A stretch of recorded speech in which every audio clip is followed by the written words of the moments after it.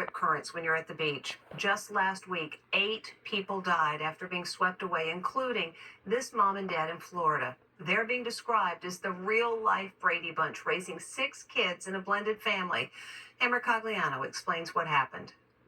Tragedy has stricken a blended family with 6 children after mom and dad both drowned in a rip current. There's 4 people that are being swept away by a current. Any idea how far out they are?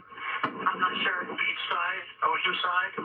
Yeah, ocean side. It happened outside Port St. Lucie, Florida. They were on their first vacation together as a blended family when they went swimming.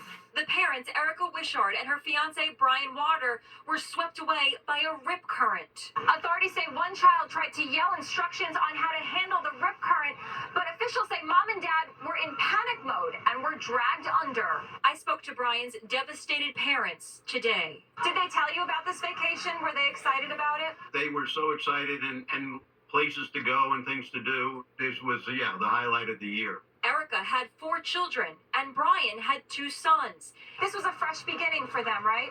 Yeah, right. They've had previous marriages, and they were getting the family together, and both sets of kids loved the other one.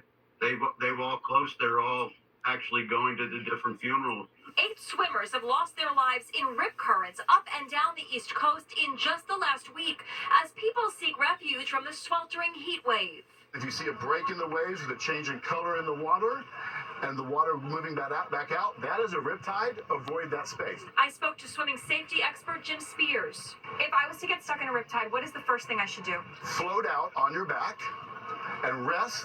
Don't wave both hands. That's just going to tire you out. Don't yell to the beach because they're not going to hear you anyway because it's just too loud. And once that you float out and you get past where the rip lets go of you, swim parallel to the shore until you clear the rip, and then swim back in and let the waves help you come back in so you're saving energy. It's estimated about 100 people drown from rip currents along U.S. beaches every year.